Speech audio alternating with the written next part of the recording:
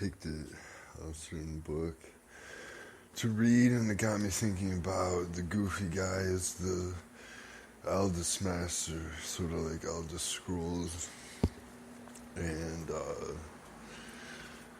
or elder scrolls, and like what can you do besides goofiness to sort of lay light on a situation when gravity is required, not necessarily instead, but I think as long as you don't get caught up in your own headspace or machinations of,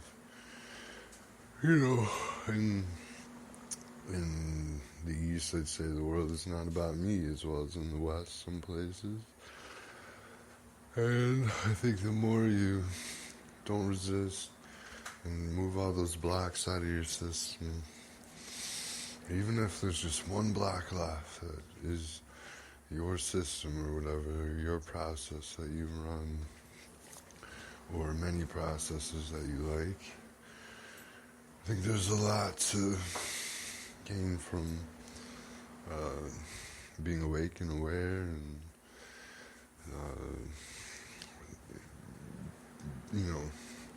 energetically breathing, or what, like sensory wise. Feel the vibes or whatever of what you like to do, and if that gets stale, just move on to something else. But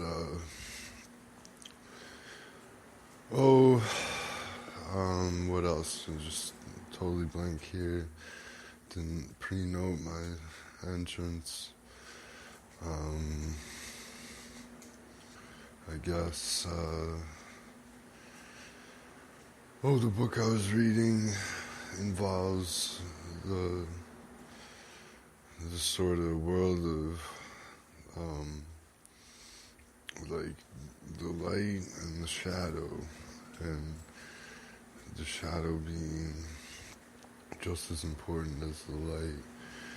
And it's not like, two opposite ends of something. It's like they're connected. And going back to my youth, to my childhood, when we took photos of shadowgraphs or whatever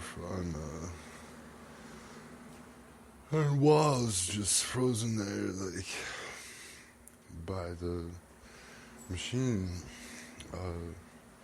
I saw a clear picture of what this book is saying, and I was thinking about that last winter in the snow, and I guess without the yin and yang of it, so to speak, there's a lot to be learned of, the processes within your own makeup or whatever that run without,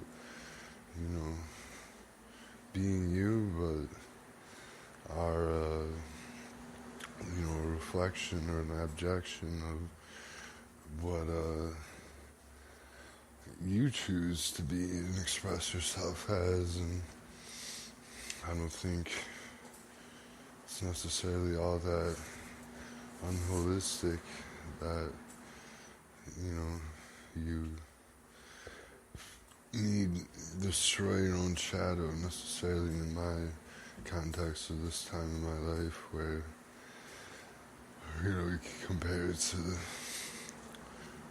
why Luke felt bad when he struck his own image of himself as his father, Lord Vader, in the cave with Yoda.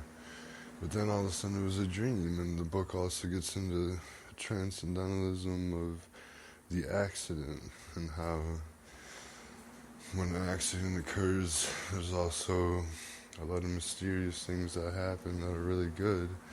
And it even extends the belief that when you pass away or go into a coma, another dimension opens up where you exist. And I had a dream.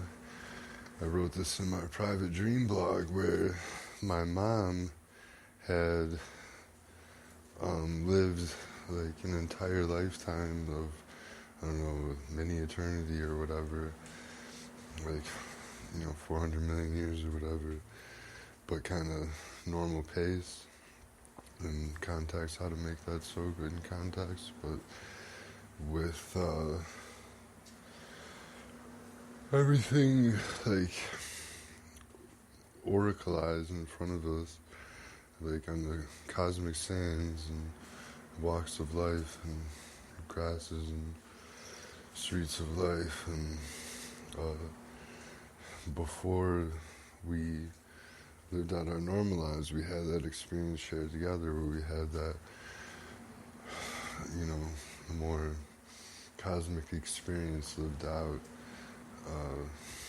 in like 1 or 2 nights sleep or whatever, or 3 nights sleep. And I guess, yeah, I sound like a radio guy, but I just wanted to add that anecdote from my life to this little mini meeting, and then enjoy the festival that's here in town. So, Merry Early Christmas. Bye.